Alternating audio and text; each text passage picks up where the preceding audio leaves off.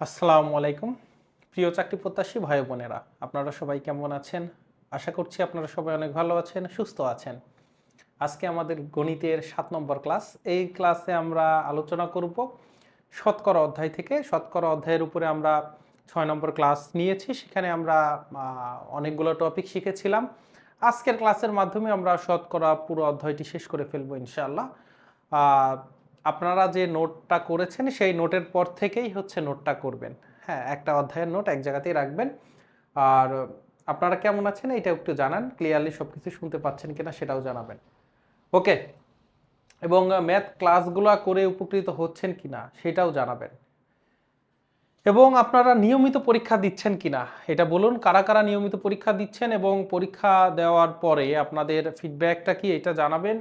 যারা হচ্ছে পরীক্ষা দিচ্ছেন না তাদেরকে বললেই যে আপনারা খুব দ্রুত এই বইটি যারা এখনো সংগ্রহ করেননি, আমাদের all in one question bank, আমাদের এই যে আমরা কোর্সটা শুরু করলাম তার আগে যে ৭৫ দিনের যে আমাদের জব প্রস্তুতির ফ্রি আয়োজনটা ছিল, সেখানে আমরা বাংলা, ইংরেজি, সাধারণ জ্ঞান এবং সাধারণ গণিত ৪টা সাবজেক্টের উপরে বাছাইকৃত ৪,০০০ প্রশ্নের সমাধান করেছি। সেই ৪,০০০ প্রশ্ন এবং সাথে প্রত্যেকটা অধ্যায়ের কিছু ব্রিফ আলোচনা রয়েছে এই বইতে। এবং এই বইয়ের হচ্ছে আপনারা যে রুটিনটা আমরা এক্সামের হচ্ছে দিয়েছি, সেখানে কিন্তু এই বইটা ৩ বার হচ্ছে আপনার পড়া হয়ে যাবে যদি রুটিনটা মেইনটেইন করে আপনারা পরীক্ষাগুলো দেন শুরু থেকে।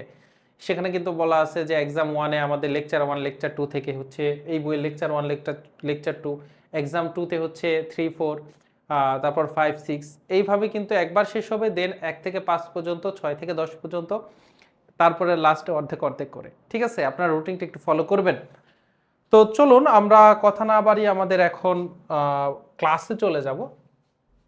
এই যে ক্লাসের শতকরার কিন্তু মেন বেসিকটা আমাদের হয়ে গিয়েছে। এবার ওই শতকরার মেন বেসিকের উপরে দাঁড় করিয়ে বিভিন্ন রকমের কিন্তু আমরা প্রবলেম ক্রিয়েট করতে পারি। সেই প্রবলেমগুলো সলভ করার জন্য আমাদেরকে কি হইতে হবে? অনেক সাহসী হইতে হবে। সাহসী কেন বললাম? কারণ হচ্ছে প্রশ্নটা পড়ে এগুলা বাস্তব লাইফেই ঘটে। পাটিগণিতের যত প্রবলেম রয়েছে সবগুলো আমাদের ক্যালকুলেশনের প্রয়োজন পড়ে। ঠিক আছে? তো আমাদের এই যে পাশ ফেলের যে হিসাবটা করব, আমরা যখন শ্রেণীকক্ষে পড়াশোনা করতাম তখন কিন্তু এইগুলো আমরা কিন্তু নিজেরা এগুলো ফেস করতাম। আমাদের ক্লাসের মধ্যে দেখা যাচ্ছে যে গণিতে পাশ করলো ৮০% বা ৭০%, ইংরেজিতে ফেল করছে আবার দেখা যাচ্ছে ১০%, এইরকম ব্যাপার-স্যাপার হয়। অল সাবজেক্টে পাশ করছে কয়জন? সেই হিসাবগুলা কিন্তু করতে গেলে আমাদের এই ম্যাথগুলা করার প্রয়োজন হইতো এবং আমরা কিন্তু ম্যাথ না করেও বলে দিতে পারতাম। মানে খুব সুন্দর করে। দেখা যাচ্ছে যে ১০০ জনের মধ্যে শতকরা যদি ৭০ জন পাস করে তাহলে ফেল করছে কয়জন? ১০০ জনের মধ্যে ৭০ জন বাদ দিলে কত থাকে? ৩০ জন থাকে। ৩০ জন তাহলে ফেল করছে। ৭০ জন যদি পাস করে তাহলে ৩০ জন ফেল করছে। তো এই জিনিসগুলা কিন্তু আমাদের অঙ্কে শুধু কানেক্ট করতে হবে। ঠিক আছে? ওকে। তো চলুন আমরা আমাদের জন্য যারা ক্লাসে যুক্ত হয়েছেন তাদেরকে বলবো যে ক্লাসটা সকলের উদ্দেশ্যে আপনারা একটু শেয়ার করে দিবেন। শেয়ার করে দিয়ে কমেন্ট একটু ডান লিখবেন। ঠিক আছে? এবারে যদি আমরা দেখি যে এখানে কিছু সূত্রগুলো দেওয়া আছে, আমি সূত্র ব্যবহার করার আগে আমি ম্যাথটা আপনাদেরকে একটু বোঝানোর চেষ্টা করি। আমি এখানে একটা ম্যাথ নিয়েছি। কোন পরীক্ষায় ৭০% গণিত এবং আমার সাথে সাথে আপনারা পড়বেন এবং খাতায় লিখবেন, অন্তত এবার লিখবেন যে ৭০% গণিতে পাস। ঠিক আছে? বা গণিতে পাস ৭০%, এভাবে লিখবেন। টুকে টুকে যেন ছোট ছোট করে অন্তত হলে লিখবেন। কোন পরীক্ষায় পরীক্ষার্থী ৭০% গণিত এবং ৫০% বাংলায় পাস করছে। যদি উভয় বিষয়ে ৪০% পাস করে থাকে তবে শতকরা কতজন উভয় বিষয়ে ফেল করছে? ব্যাপারটা বুঝেন। এবারে আমি আপনাদেরকে একটু বলতেছি। দেখেন তো, কোন পরীক্ষায় ৭০% গণিতে পাস করছে, গণিতে পাস করছে ৭০%, এটা ম্যাথ এম। আচ্ছা, ভালো। এবং বাংলায় পাস করছে হচ্ছে ৫০%, ডাটা ভুল দেওয়া আছে। গণিতে ৭০% হচ্ছে পাস করছে, তার মানে ৩০% হচ্ছে ফেল। আর বাংলায় নাকি পাস করছে ৫০%, তার মানে ৫০% পাস করছে, ৫০% ফেল করছে। বাংলায় তো আসলে সবাই পাস করে। তো যাই হোক, গণিতে দিছে, এটা আপনারা চিন্তা করেন। তো ৫০% আমার বাংলায় পাস করছে, আর 70% হচ্ছে গণিতে পাশ করছে। এবার বলতেছে এই যে ম্যাথ এবং বাংলা উভয়টাতেই পাশ করছে 40%। এবার আমি আপনাকে প্রশ্ন করতেছি, প্রশ্নের উত্তর দেন। এই যে গণিত যে 70% পাশ করছে, এই যে উভয় যে পাশ করছে 40%, এই 40% কি 70%-এর মধ্যে আছে কি নাই? গণিতে আমি বললাম গণিতে এই ক্লাসে গণিতে 70% জন পাশ করছে, 40% জন গণিতেও পাশ করছে, আমার বাংলাতেও পাশ করছে। এখন এই যে 40%, এই 40% কি আমার এই 70%-এর মধ্যে আছে কি নাই? আনসার কিন্তু অবশ্যই আছে, কারণ গণিতে 70% পাশ করছে, এদের মধ্যে 40% মানে এদের মধ্যে ওভারঅল 70%, এদের মধ্যে আবার আমরা যে কিছু কিছু মানুষ বাংলাতেও পাশ করছে আর কিছু কিছু আবার ফেল করছে। তো ওভারঅল 40% বাংলা এবং গণিত দুইটাতেই আমার পাশ করছে।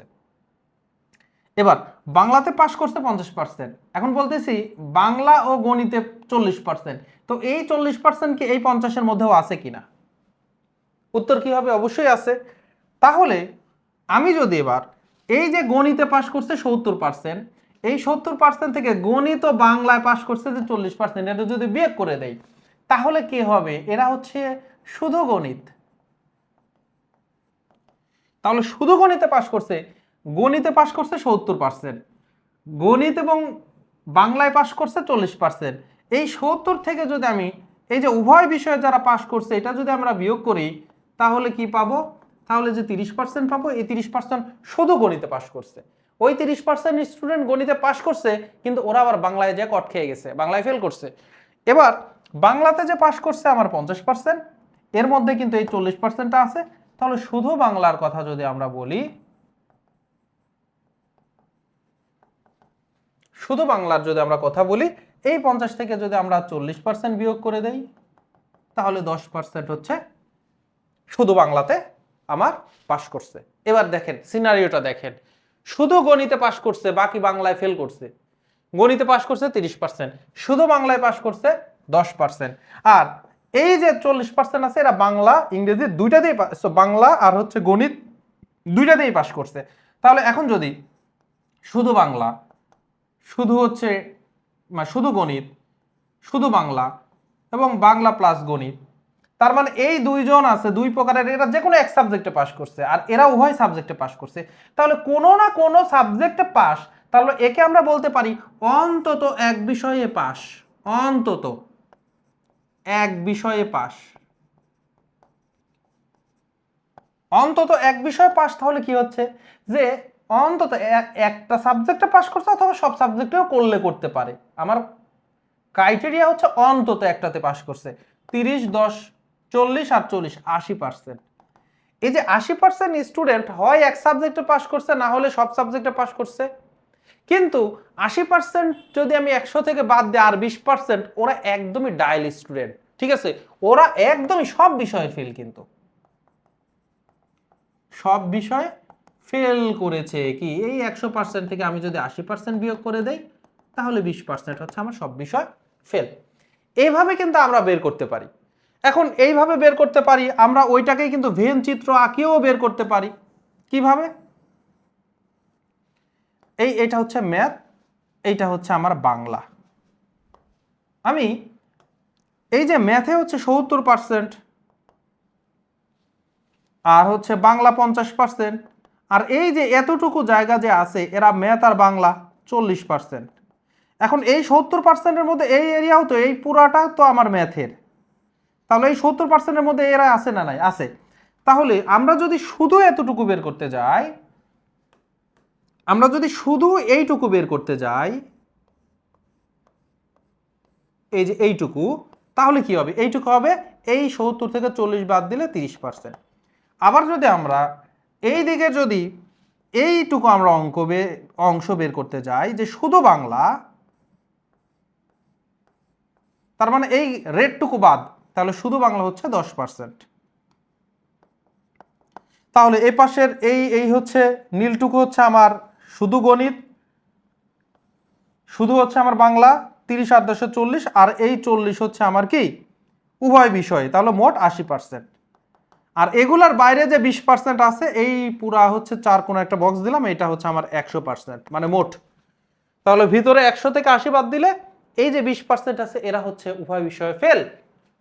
এখন আমরা এভাবে বের করতে পারি যার যেটা ভালো লাগে রিটেনে, কিন্তু যখন সেটা হচ্ছে আপনার এমসিকিউতে আসছে, আমাদের এই কোর্সটা মিলে এমসিকিউ বেসড, ঠিক আছে, নিবন্ধন এবং হচ্ছে আমাদের 10 থেকে 20তম গ্রেড, এর জন্য এমসিকিউ বেজের জন্য আপনি খুব দ্রুত করতে পারেন এই যে সূত্রগুলো যে লিখে রাখছে এগুলো অ্যাপ্লাই করে। আর অনেকের যদি আপনাদের যদি ব্রেনে কুলায় এই যে আমি যেটা বললাম এটা কিন্তু মুখে মুখে ক্যালকুলেশন করা একদমই ইজি। সো মুখে মুখে ক্যালকুলেশন করবেন, কোনো কিন্তু শর্টকাট বা কোনো সূত্র ইউজ করতে হবে না, ঠিক আছে।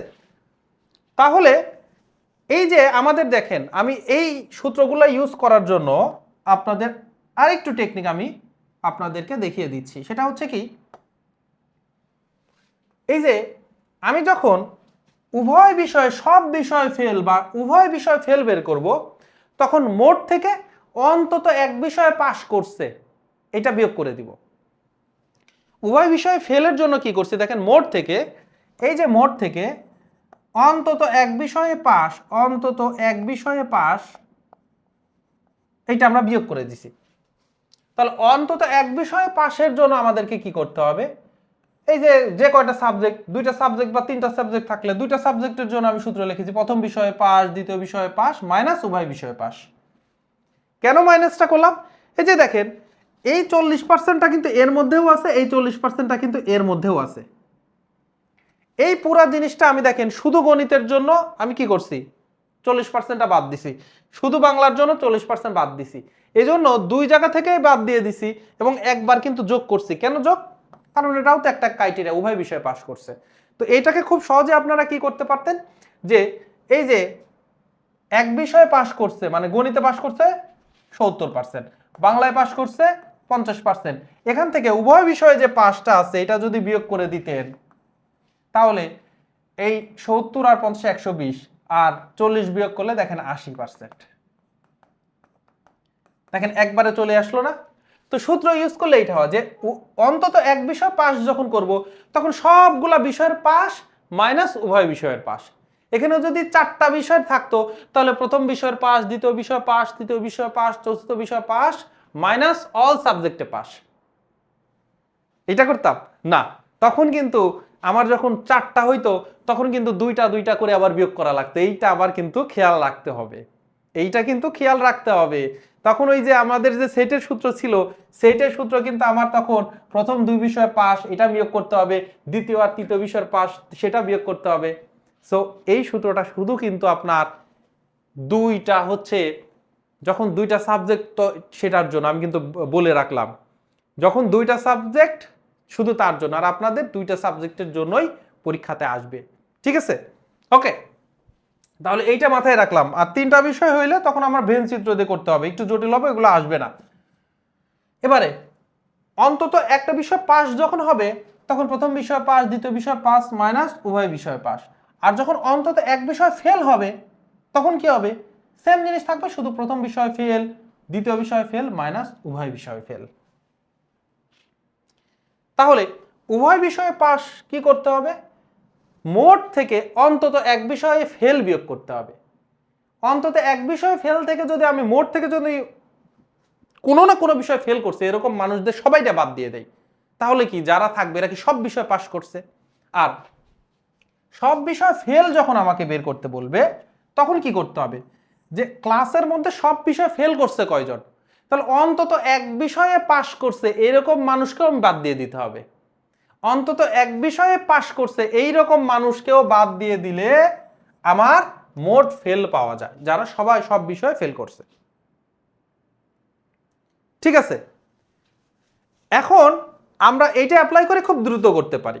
যেমন এই যে এখানে তাহলে বলছে কতজন উভয় বিষয়ে ফেল করছে, তাহলে উভয় বিষয়ে ফেল কয়জন করছে এটার জন্য আমাকে কি করতে হবে, ক্লাসে অন্তত এক বিষয়ে যারা পাস করছে তাদেরকে বাদ দিয়ে দিতে হবে। তাহলে অন্তত এক বিষয়ে পাস করছে কারা, এই যে প্রথম বিষয়ে পাস, দ্বিতীয় বিষয়ে পাস, দুইটা যোগফল মাইনাস উভয় বিষয়ে পাস, তাহলে 80%। এই 100% থেকে এবার যদি আমি 80টা বিয়োগ করে দেই 20% হচ্ছে আনসার। তাহলে এই হচ্ছে আপনাদের পুরা হচ্ছে ম্যাথ। এবার এইটার আনসার দেন, এতক্ষণ ধরে যে আমি বুঝালাম একটা টপিক, এইটার আনসার দেন। ইয়েস, বুঝতে পেরেছেন। এটার আনসার দেন, সবাই আনসার দিবেন। সময় হচ্ছে একটু বাড়াই দিলাম, সময় হচ্ছে 50 সেকেন্ড, 50 সেকেন্ড। ঠিক আছে, সবাই এটা দ্রুত আনসার করবেন। ওকে, ভেন চিত্র দিয়ে যদি বুঝতে পারেন এই পাশে আছে, আপনার যেটা ভাল লাগে সেইটা দিয়ে করবেন, কিন্তু এইটা শর্ত রাখতে হবে যে আপনাকে এইটা 30 থেকে 40 মিনিটের মধ্যে বের করতে হবে। এই প্র্যাকটিসটা বাসায় করতে করতে আপনার সময়টা মিনিমাইজ করে 30 থেকে 40 সেকেন্ডের মধ্যে নিয়ে আসতে হবে। আর যদি না পারেন একটু বলেন, আনসার পাওয়া শুরু করছে। ওকে, আর কারা কারা পারেন না এটা একটু কমেন্ট করেন তো দ্রুত, যে আমার বুঝিয়ে দিতে হবে কিনা দ্রুত। কারা কারা করতে পারছেন না বা বুঝতে পারছেন না এরকম থাকলে দ্রুত জানান।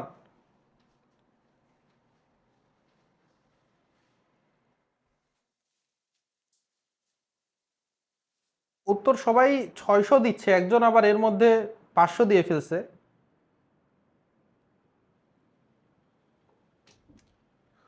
আচ্ছা, সঠিক আনসারই হচ্ছে ম্যাক্সিমাম দিচ্ছে, এক দুইজন আবার একটু ভুল আনসার দিচ্ছে, আমি একটু দেখাচ্ছি কি বলতেছে। কফিলাতলি হাই স্কুলে 70% শিক্ষার্থী ইংরেজিতে, 80% শিক্ষার্থী বাংলায় পাশ করে। 70% ইংরেজিতে পাশ করছে, 80% বাংলায় পাশ করছে। উভয় বিষয়ে ফেল করেছে 10%। 10% এটা একদমই ভুসি স্টুডেন্ট, খুবই খারাপ স্টুডেন্ট, সব বিষয়ে ওরা ফেল করছে। উভয় বিষয়ে যদি 360 জন যদি পাশ করে, ওই স্কুলে কতজন পরীক্ষার্থী পরীক্ষা দিয়েছে? পার্সেন্টেজে দেওয়া আছে, কিন্তু এবার সংখ্যাই বলে দিছে যে 360 জন আসলে সব বিষয়ে পাশ করছে, 360 জন স্টুডেন্ট সব বিষয়ে পাশ করছে। এরপরে বলতেছে ওই স্কুলে কতজন পরীক্ষার্থী দিয়ে আপনার হচ্ছে পরীক্ষা দিয়েছে। এবার একটু খেয়াল করেন, উভয় বিষয়ে পাশ, উভয় বিষয়ে পাশেরটা পার্সেন্টেজে বের করতে হবে। উভয় বিষয়ে যদি পাশ বের করতে চাই, এইটা আগে খেয়াল করতে হবে। উভয় বিষয়ে পাশ, উভয় বিষয়ে পাশ বের করতে হবে কি মোট আমার থেকে, মোট থেকে কি করতে হবে? আমি বললাম এই ক্লাসে সব বিষয়ে পাশ করছো কারা কারা তোমরা দাঁড়াও। কি করবে? যারা অন্তত এক বিষয় ফেল করছে ওরা তো দাঁড়াইতে পারবে না, তাহলে কারা দাঁড়াবে? যারা কোনো বিষয়েই ফেল করে নাই, সব বিষয়ে পাস। তাহলে মোট থেকে অন্তত এক বিষয়ে যারা ফেল করছে এদেরকে বিয়োগ করে দিব। তাহলে অন্তত এক বিষয়ে ফেল। এবার একটু দেখেন, উভয় বিষয় পাশের জন্য মোট থেকে অন্তত এক বিষয় আমার ফেল বিয়োগ করতে হবে। তাহলে অন্তত এক বিষয় ফেলকে আমি দেখতে পাচ্ছি না, আমার তো এখানে সবগুলো পাশের দেওয়া আছে, তাহলে পাশ থেকে ফেলে নিয়ে যেতে হবে। দেখেন, কফিলাতলি হাই স্কুলে 70% ইংরেজিতে পাশ করছে, 70% পাশ করলে ফেল করে 30%। 80% বাংলায় পাশ করছে, 80% বাংলায় পাশ করলে ফেল করে হচ্ছে 20%, এবং উভয় বিষয়ে ফেল করছে 10%। এবার অন্তত এক বিষয়ে ফেল মানে প্রথম বিষয় ফেল প্লাস দ্বিতীয় বিষয় ফেল মাইনাস উভয় বিষয় ফেল। তাহলে দেখেন তো, প্রথম বিষয়ে ফেল 30%, দ্বিতীয় বিষয়ে ফেল 20%, আর মাইনাস করতে হবে উভয় বিষয় ফেল, উভয় বিষয় ফেল 10%। তাহলে 30 আর 20 50 মাইনাস 10, তাহলে 40% স্টুডেন্ট অন্তত এক বিষয়ে ফেল করছে। তাহলে মোট হচ্ছে আমার 100%, এখান থেকে এক বিষয়ে অন্তত ফেল 40%, বিয়োগ করলে হয় 60% স্টুডেন্ট। উভয় বিষয়ে পাশ করছে কয়জন? তাহলে উভয় বিষয়ে পাশ করছে 60%। এই যে 60% স্টুডেন্ট পার্সেন্টেজ, এটা পরিমাণে হচ্ছে আমার 360 জন। এখন বলছে কয়জন পরীক্ষার্থী মোট পরীক্ষা দিয়েছে, তার মানে 100%-এর ভ্যালুটা চাচ্ছে। 60%-এর ভ্যালু যদি 360 হয় ভাই, 1%-এর ভ্যালু কত কম হবে? তাহলে কম মানে ভাগ, 360-কে 60 দিয়ে ভাগ করেন। 1%-এর ভ্যালু যা হবে, 100%-এর ভ্যালু কি হবে? বেশি হবে। তাহলে বেশি মানে হচ্ছে গুণ হবে, তাহলে 100 দিয়ে গুণ করেন। এবারে আমরা যদি কাটাকাটি করি তাহলে কি ঘটনা ঘটবে? 0 আর 0 কেটে দেন, 6 দিয়ে কাটলে 6 6 36, তাহলে 60 আর 10-এ 600 জন স্টুডেন্ট। এই হচ্ছে আপনার প্রসেস।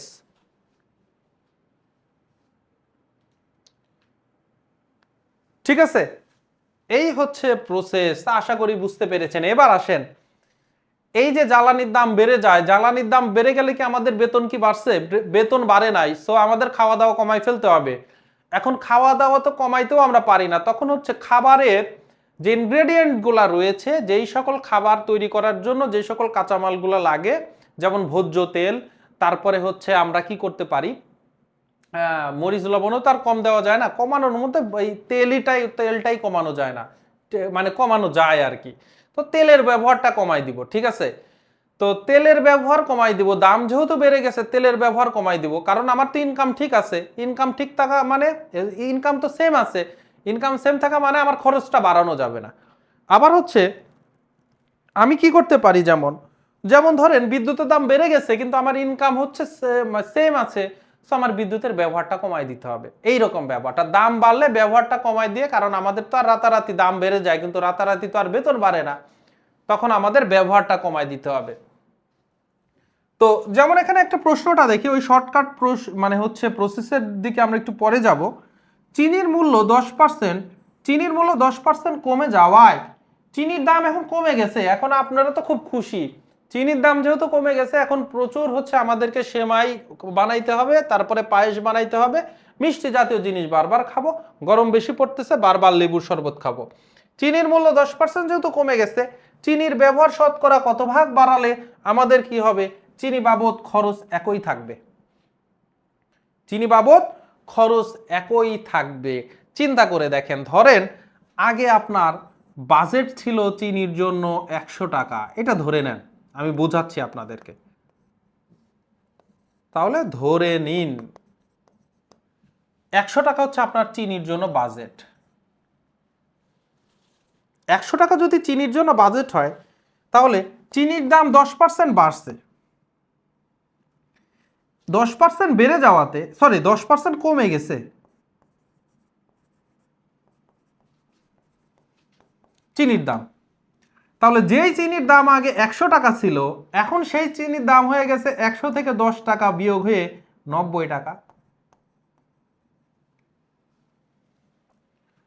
100 টাকা, যেই চিনির দাম 100 টাকা ছিল সেটা 90 টাকা হয়ে গেছে। তাহলে এখন তো আপনার কাছে এক্সট্রা 10 টাকা থাকতেছে, এই 10 টাকা দিয়ে আপনার চিন্তা আমি আবার চিনিই কিনবো। আপনি কি করতেছেন, আপনি আবার চিনিই কিনবেন, কারণ হচ্ছে আপনার বাজেটটা আপনি সেম রাখতে চাচ্ছেন, কত ভাগ বাড়ালে চিনি বাবদ খরচ একই থাকবে। তাহলে যেই চিনির দাম হচ্ছে 100 টাকা ছিল সেটা এখন 90 টাকা হয়ে গেছে, দিয়ে বলতেছে তাহলে শতকরা ব্যবহার বাড়াইতে হবে। এখন শতকরা ব্যবহারটা আমি বাড়াবো। আগে যেটা আমার ব্যবহার যেটা 90 ছিল, এইটা এখন আমার ব্যবহার নিয়ে যাব আমি 100-তে। কেন কেন 90টা 100-তে নিয়ে যাব? কারণ আমার যেটা 100 টাকাতে আগে যেটা পাইতাম এটা 90 টাকাতে পাচ্ছিলাম। এখন 1 টাকারটা তাহলে কি হয়ে যাবে, মানে সরি ব্যবহারটা, যেটা 1 টাকার যে ব্যবহার করতাম 90 টাকার ব্যবহারটা এখন আমি 100 টাকার ব্যবহার করব বর্তমানের সাপেক্ষে। তাহলে 1 টাকার হবে 100/90। তাহলে 100 টাকা যেটা আমার প্রিভিয়াস বাজেট 100 টাকা, এইটার বর্তমান দাম তাহলে কত হবে, ডিভাইডেড বাই 90। এই হচ্ছে আমাদের ক্যালকুলেশন করলেই হয়ে যাচ্ছে, এই শূন্য কাটা, ঠিক আছে। এখন আমরা যেটা করব, 9 দিয়ে কাটলে 9 11 99, কোথায় গেছে?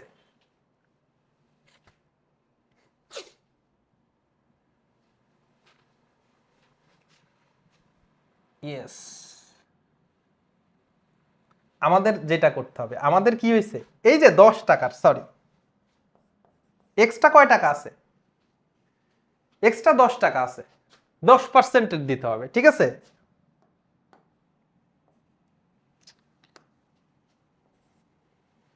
তাহলে এই যে এটা কাটলো 0 9 দিয়ে কাটলে 9 11 99, 9 11 কত হয় 99, থাকতেছে কত আর 1 অবশিষ্ট, আর 9 হচ্ছে আমরা দেখতে পারি, তাহলে 11 পূর্ণ 1/9, এত টাকার হচ্ছে এত পার্সেন্ট আমরা বাড়াই দিতে পারবো, এত পার্সেন্ট হচ্ছে আমরা বাড়াই দিতে পারবো। এত পার্সেন্ট আমরা কি বাড়াই দিতে পারবো।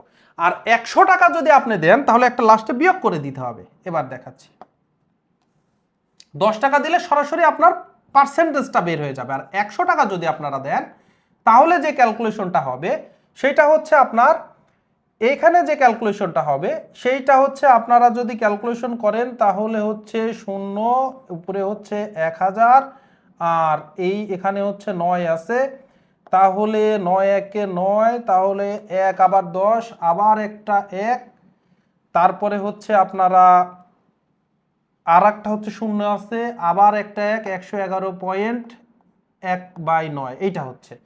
এখন কত পার্সেন্ট বাড়াই দিলেন? 100 টাকার যেটা ব্যবহার ছিল এইটার ব্যবহার এখন 111.1/9 হয়েছে।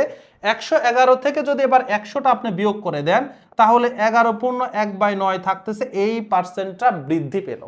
আর আপনি যদি সরাসরি এই যে 10 টাকা যে পার্থক্য, এই 10টা দিয়ে যদি করেন তাহলে শতকরা কতটা বেড়ে গেছে ওইটা হয়ে যাবে। ঠিক আছে, এই হচ্ছে আপনাদের ব্যাপার।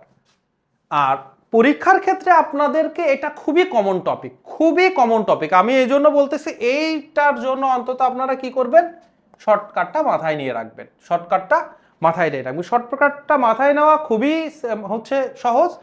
বিশেষ করে আপনারা যে কোনো পরীক্ষায় গেলে এই টপিক থেকে একটা প্রশ্ন আসার সম্ভাবনা অনেক বেশি, অনেক বেশি। মানে অনেক যে ভাইটাল টপিকগুলো থাকে তার মধ্যে হচ্ছে এইটা একটা।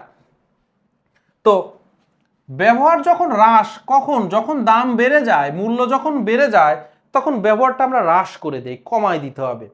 ব্যবহার কমায় দিতে হবে মানে হচ্ছে আমার কি, ব্যবহার কমায় দিতে হবে মানে বড় জিনিস দিয়ে ভাগ করতে হবে। এবার দেখেন মূল্য যে বৃদ্ধি পাবে, এই যে মূল্য যত পার্সেন্ট বৃদ্ধি পাবে, যেমন এখানে মূল্যটা আসলে কমে গেছে, তো মূল্যটা যত পার্সেন্ট বৃদ্ধি পাবে, ধরেন x% মূল্য বৃদ্ধি পাইছে, সো x গুণন 100, আর নিচে হচ্ছে আমার কি হবে, এই যে বৃদ্ধি পাইছে x% বৃদ্ধি পাইছে তখন 100-র সাথে এক্সট্রা যোগ করে দিতে হবে। আর এই প্রশ্ন যেমন চিনির মূল্য 10% কমে গেছে, তাহলে ধরি 10-এর জায়গাতে আমরা x ধরি, তাহলে চিনির মূল্য x% কমে গেছে, এখন আমি ব্যবহার বাড়াই দিব, তাহলে আমরা যখন কমে গেছে x% গুণন 100, যেহেতু কমে গেছে তাহলে 100 থেকে আমরা কি করে দিব, এইটা বিয়োগ করে দিব। এখানে মূল্য হ্রাস হবে, এটা একটু কারেকশন, এটা হচ্ছে হ্রাস, মাথায় নেবেন, এটা হচ্ছে মূল্য হ্রাস। ঠিক আছে, তাহলে যখন কমে যাচ্ছে উপরে সব জায়গাতে আমার গুণ হবে, মূল্য বৃদ্ধি হোক আর হ্রাস হোক 100-র সাথে সেটা গুণ করব। ভালো করে খেয়াল করবেন, আমার মূল্য 10% বাড়ুক 10% কমুক ডাজেন্ট ম্যাটার, উপরে সবসময় ওই যত পার্সেন্ট তার সাথে 100 গুণ হবে। আমার 15% হচ্ছে তার তেলের দাম বেড়ে গেছে, তাহলে 15 গুণন 100। আমার কি করব, 15% তেলের দাম কমে গেছে, তাহলে 15 গুণন 100, উপরে কিন্তু আমার গুণটা 100-র সাথেই থাকবে। এবার যখন বেড়ে যাবে তখন 100-র সাথে যোগ করে দিব, আর যখন আমার কমে গেছে দামটা তখন 100 থেকে বিয়োগ করে দিব। কমা মানে বিয়োগ করতে হবে, বাড়া মানে যোগ করতে হবে। বলেন বুঝতে পারছেন কিনা? মুখস্থ রাখা সহজ না?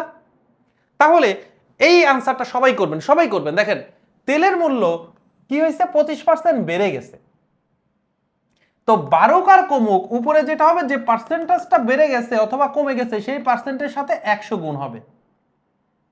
আর নিচেরটা আমি ব্ল্যাঙ্ক রাখতেছি, এবার আপনারা নিচেরটা করে আনসারটা করেন। ক্লিয়ার? ওকে, নিচেরটা করে এবার আনসারটা করেন সবাই দ্রুত।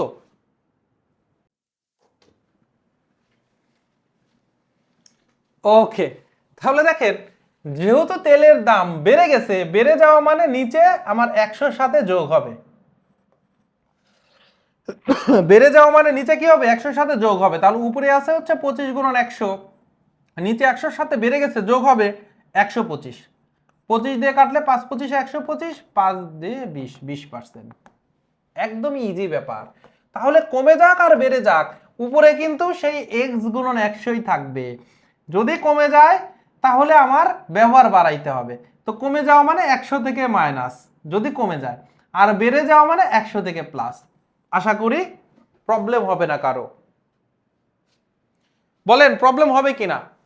এবারে একটু বলেন, এইটা এই যে দাম কম বাড়ার সাথেই কিন্তু এটা আপনার মাথা খাটাইতে হবে, এটার জন্য আপনার মাথা খাটাইতে হবে। একটু চিন্তা করেন, তবে জিনিসটা কিন্তু সহজ। প্রশ্নটা সবাই একটু পড়বেন,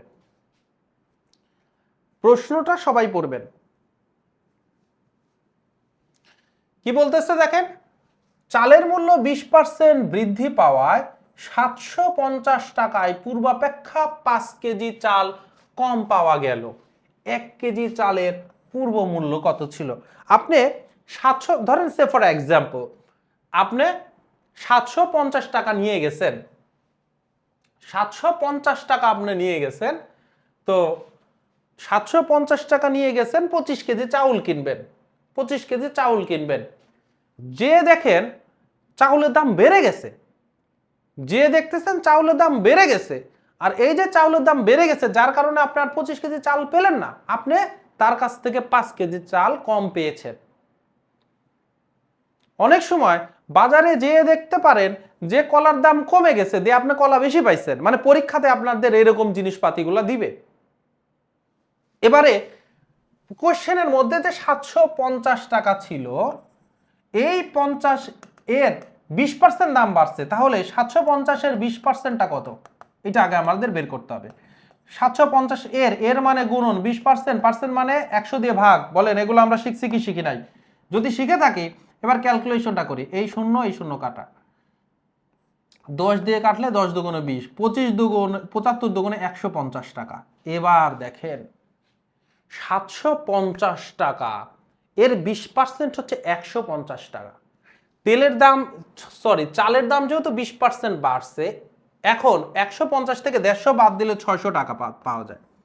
600 টাকাতে আগে 600 টাকাতে আগে যেই চাউল পেতাম, এখন কিন্তু আমি 750 টাকাতেই সেই চাউল পাচ্ছি।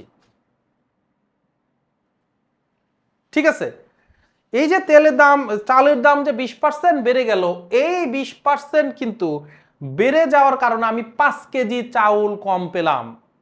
এখন 20%-এর ভ্যালু হচ্ছে 150 টাকা, তার মানে এই 150 টাকাতে 5 কেজি চাউল হচ্ছে বর্তমানে 150 টাকাতে কিন্তু 5 কেজি চাউল হচ্ছে। ঠিক আছে, তাহলে 105 কেজি চাউলের দাম, 5 কেজির দাম হচ্ছে আমার 150 টাকা, তাহলে 1 কেজির দাম তাহলে 5 দিয়ে ভাগ করলে 30 টাকা। এইটা কিন্তু আমার বর্তমান মূল্য,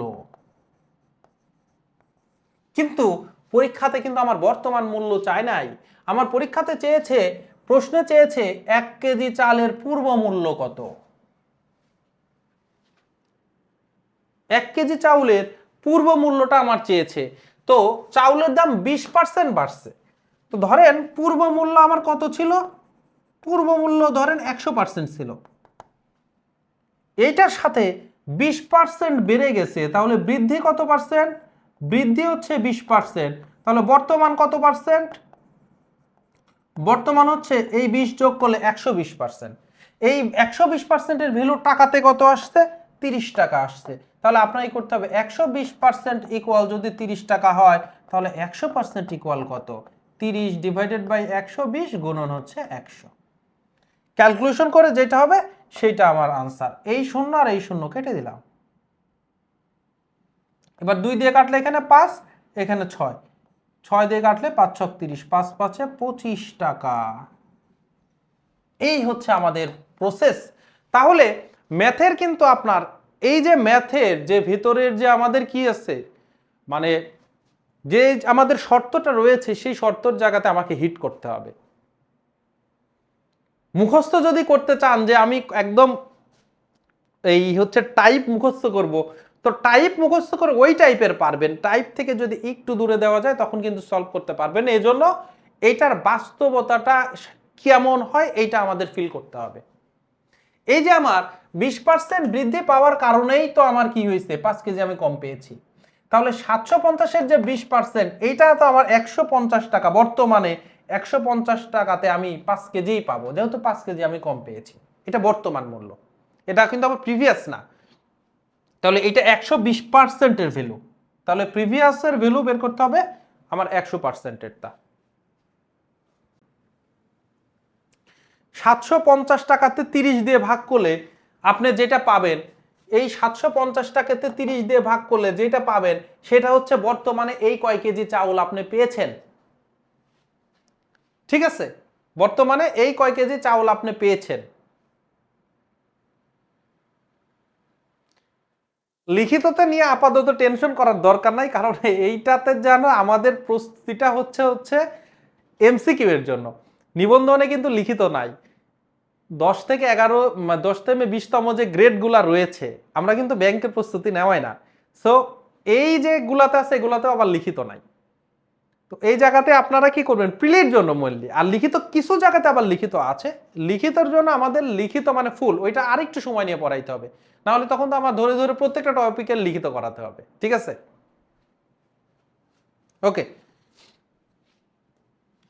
এবারে আসেন জনসংখ্যার যে ব্যাপারটা। আর লিখিতের জন্য আমি আবার বলি, লিখিতের জন্য যারা লিখিত নিয়ে চিন্তা করেন যে শর্টকাট আর লিখিত কি করব, এই যে পুরা যে সিস্টেমটা দেখাইছি এটা কিন্তু আমি শর্টকাট টেকনিক দেখাইনি, এটা কিন্তু লিখিত টেকনিকই দেখিয়েছি।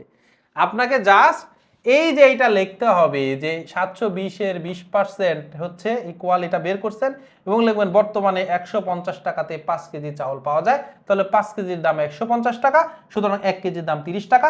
যেহেতু এই যে এটা পূর্ব মূল্য আমি ধরি, পূর্ব মূল্য 100%, বৃদ্ধি পেয়েছে 20%, বর্তমানে 120%, প্রশ্ন মতো 120% ইকুয়াল আমার 30 টাকা, সুতরাং 100% ইকুয়াল কত, পুরো লিখিত এইটাই হচ্ছে টেকনিক। ওকে, এবার আসেন জনসংখ্যা।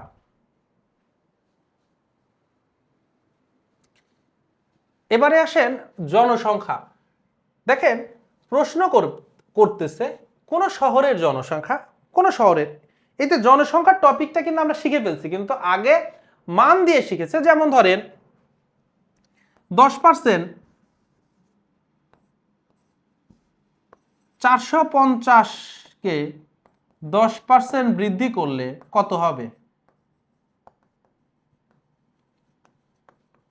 দেখেন আমরা কি পারবো না? তখন আমরা কি করব, 450 এর 10%, তার মানে 450 10% মানে 10/100, কাটাকাটি করলে 45।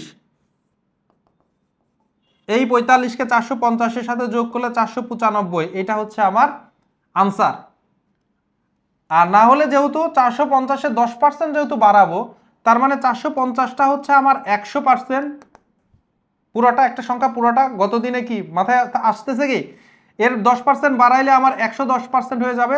তার মানে সরাসরি 450-এর সাথে যদি 110% আপনি যোগ গুণ করে দেন তাহলেই কিন্তু হয়ে যাবে 450 গুণন 110%। তাহলে যদি আপনারা করেন এই শূন্য শূন্য কাটা, এই শূন্য শূন্য কাটা, তাহলে 45 গুণন 11, তাহলে 4 5 4 আর 5 যোগ করলে 9, 495। দেখতে পাচ্ছেন এই যে 495 495, যেভাবেই করেন। তো এই সেম জিনিসটা এই সংখ্যাটার জায়গাতে এটা বলছে জনগণের সংখ্যা, যে কোন একটা শহরের জনগণ 4 লক্ষ, শহরটিতে জনসংখ্যা বৃদ্ধির হার শতকরা 100 জনে 25 জন করে বাড়ে প্রতি বছরে, তার মানে 25% হলে 2 বছর পর শহরের জনসংখ্যা কত হবে? 2 বছর পর, তাহলে এখন আছে হচ্ছে 4 লক্ষ, এখন আছে 4 লক্ষ, 1 বছর পরে কত হবে? 25% বাড়বে। এই 4 লক্ষর ভ্যালু হচ্ছে কিন্তু 100%। এই যে দেখেন 4 লক্ষের ভ্যালু কিন্তু 100%। যখন 1 বছর পর 25% বাড়বে, তাহলে 100 যোগ 25 125%। তাহলে 1 বছর পরে আগে যা ছিল তার 125% হয়ে যাবে, 25% বেড়ে গেছে, তাহলে 125% হয়ে যাবে। তাহলে এর সাথে আমরা যদি 125% গুণ করে, এটা 1 বছর পরে জনসংখ্যা এত হবে। এবং এই জনসংখ্যার আর 1 বছর পরে, দ্বিতীয় বছর পরে আবার কিন্তু আমার 25% বাড়বে, তাহলে কি হবে? আরো 125% গুণ। 2 বছর হলে দুইটা আমি কি করছি, 125% গুণ দিছি। যদি বলতো 3 বছর পরে জনসংখ্যা কত, তাহলে তিনটা 125% গুণ দিতাম। ঠিক আছে, তাহলে কি করতে হবে, তিনটা আগে আমার হচ্ছে 3 বছরের জন্য বললে তিনটা 125% আমি গুণ করে দিতাম। তাহলে দুইটা যেহেতু আমি এখন ক্যালকুলেশনটা করে ফেলি, এই যে আমার 4 লক্ষ, 125% মানে 100, 125 ডিভাইডেড বাই 100, কাটাকাটিটা একটু খেয়াল করেন, অনেকভাবে কাটতে পারেন। চোখ দিয়ে শূন্য কাটতে ভাল লাগে, 4টা শূন্য কেটে দিতে পারেন, তাহলে ক্যালকুলেশনটা একটু জটিল হয়। আমি দেখেন কি করতেছি, 25 দিয়ে কাটলে 4 25 100, 5 25 125, 4 25 100, 5 25 125। এবার 4 লাখ আছে, 4 লাখ 4 দিয়ে 4 লাখ রে কাটলে 1 লাখ থাকতেছে। এবার 4 দিয়ে 100 রে কাটলে 4 25 1 লাখ রে কাটলে 25,000, 4 25,000 100। এবার দেখেন 5 5 25, 25 25 হয় হচ্ছে 625, আর এই যে এখানে আপনার 3টা শূন্য, তাহলে 6,25,000 এত জন হবে 2 বছর পরে। এই হচ্ছে প্রসেস। আপনি 6,21,000 দিচ্ছেন, এটা কিন্তু ভুল করে ফেলছেন। ইয়েস, চক্রবৃদ্ধি মুনাফার যে সূত্র, এই চক্রবৃদ্ধি দিয়েও করতে পারেন, একই জিনিস। চক্রবৃদ্ধি মানে বাড়ার উপরে বাড়া, এটা চক্রবৃদ্ধি। যেহেতু আমরা এখন কৃষি আছি, শতকরা অধ্যায়, আমি কিন্তু আপনাদের এই কোর্সে কিন্তু মুনাফাটা শিখাই নাই, সো ওইদিকে আর যাচ্ছি না। ওইটা যখন ওই চ্যাপ্টার আসবে তখন আপনাদেরকে কিন্তু ওইটাও দেখাবো। এবারে আপনারা আসেন, একটা মহল্লার জনসংখ্যা বৃদ্ধির হার 5%। একটা মহল্লার জনসংখ্যা বৃদ্ধির হার 5%, বর্তমান জনসংখ্যা 2205 জন হলে 1 বছর আগে জনসংখ্যা কত ছিল? 1 বছর আগে জনসংখ্যা কত ছিল, এইটা হচ্ছে আপনারা করবেন। 1 বছর আগে জনসংখ্যা প্রতি বছর 5% করে বাড়তেছে। তো গত বছরের জনসংখ্যা যদি 100% আপনি ধরে নেন, তাহলে এই বছরে 5% বেড়ে গেছে, 100%-এর রেসপেক্টে আরো 5% বাড়ছে। তাহলে এই 5% আর 100% দিয়ে বর্তমানে আমার কত হবে? বর্তমানে তাহলে গত বছরের ছিল 100%, 1 বছর আগে ছিল 100%, আর 1 বছরে 5% বাড়ছে, তাহলে 105% বর্তমানে। এই 105%-এর কিন্তু সংখ্যা দেওয়া আছে, 105%-এর ভ্যালু দেওয়া আছে 2205 জন। এখন আমাকে তাহলে 1% কত হবে? কম হবে, কম মানে ভাগ। এখন যদি আমি বলি তাহলে 100%, গত বছরে তো 100% ছিল, এটা কত হবে? 1%-এর চাইতে তো 100 বেশি হবে। বেশি মানে কি হবে? গুণ হবে। এই 100টা গুণ করে দিলাম, এবার কাটাকাটি করলেই আনসার হয়ে যাবে। 5 দিয়ে কাটলে 5 20 100, আর 5 21 105। 21 দিয়ে কাটলে 21 একে 21, তাহলে 22 থেকে 21 বিয়োগ করলে 1 থাকে, এই শূন্যটা নিয়ে আসলাম, 10কে ভাগ যায় না, একটা শূন্য দিলাম। এবার 5 নিয়ে গেলাম, এবার আবার হচ্ছে 5 21 105 হয়ে গেল। তাহলে 2205-কে আমি 21 দিয়ে ভাগ করলে 105 থাকতেছে। 2 দিয়ে 105-কে 2 দিয়ে গুণ করলে 210, আর আরেকটা শূন্য, তার মানে 2100 জন। গত বছরে আমার জনসংখ্যা ছিল 2100 জন, এই বছরে জনসংখ্যা হয়ে গেছে 5% বেড়ে 2205 জন। ভুলভাল কিন্তু আনসার বের করে ফেলতেছেন। 3000 জন কেমনে হয়? ভুল আনসার বের করতেছেন। আনসার দেখে নেন, ক্লাসটা শেষ হলে আবার প্রয়োজনে রেকর্ড করেন, এই জায়গাটা টেনে রেকর্ড করে নেবেন, ঠিক আছে?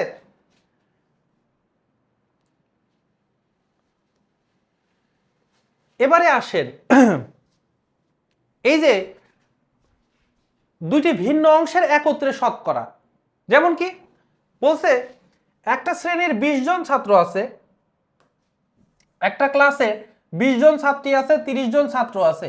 ওই ক্লাসের মানুষজন সবাই স্টুডেন্টরা মিলে একটা পিকনিকের আয়োজন করছে, কিন্তু যখন আয়োজন পিকনিকের আগে বলতেছিল সবাই করব সবাই করব, কিন্তু পিকনিক যখন ডেট করে টাকা তোলা শুরু করছে তখন দেখছে আর নাই। মেয়েদের মধ্যে 30% অ্যাটেন্ড করছে, ছেলেদের মধ্যে 40% অ্যাটেন্ড করছে। এটা কিন্তু আমাদের বাস্তবে এরকমই হয়, একটা কিছু প্রোগ্রামের আগে বলছে সবাই থাকবো থাকবো, প্রোগ্রামের সময় দেখা যায় কাজে আর নাই। এখন বলতেছে শতকরা কতজন ছাত্রছাত্রী বনভোজনে অংশগ্রহণ করছে।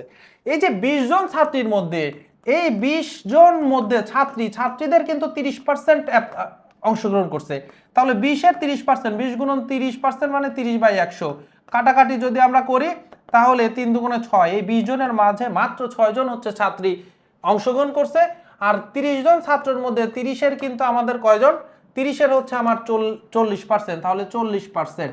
তাহলে 30 এর মানে গুণ, 40% মানে 100 দিয়ে ভাগ, এই একটা শূন্য কেটে গেল, 3 4-এ হচ্ছে 12 জন। তাহলে ছেলেদের মধ্যে মাত্র, মেয়েদের মধ্যে 6 জন, ছেলেদের মধ্যে হচ্ছে 12 জন।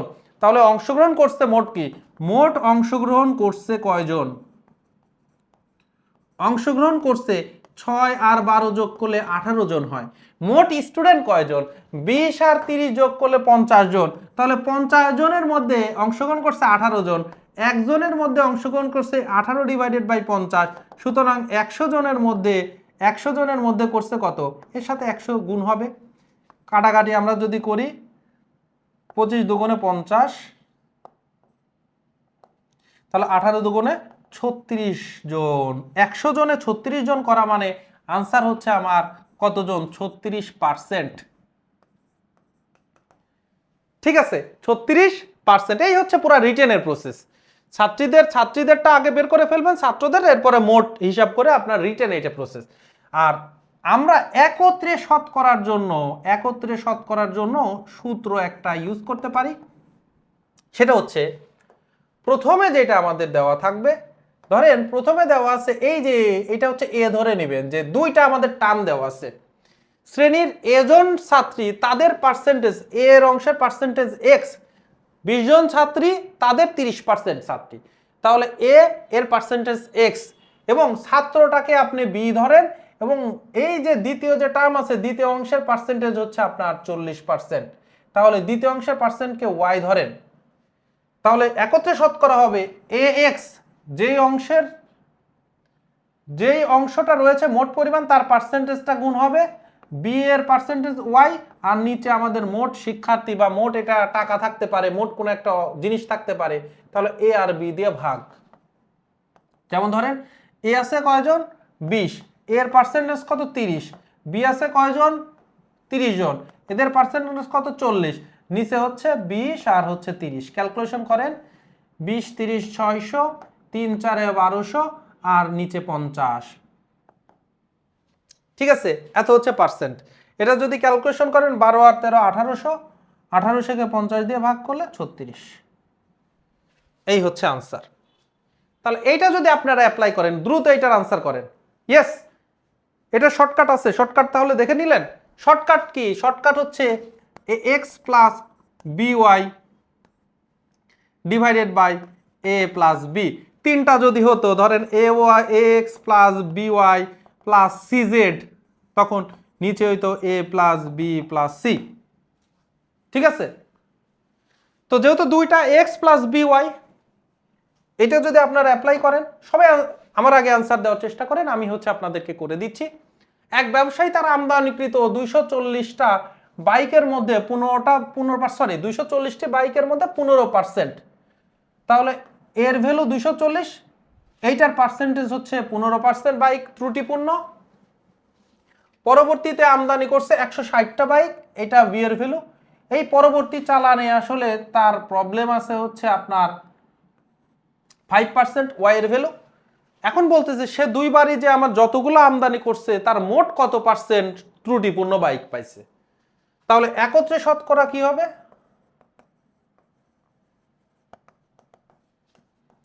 X plus by divided by A plus B. 240 গুণন হচ্ছে 15, তারপরে হচ্ছে বি হচ্ছে আমার কত? বি 160 গুণন 5 ডিভাইডেড বাই 240 প্লাস 160।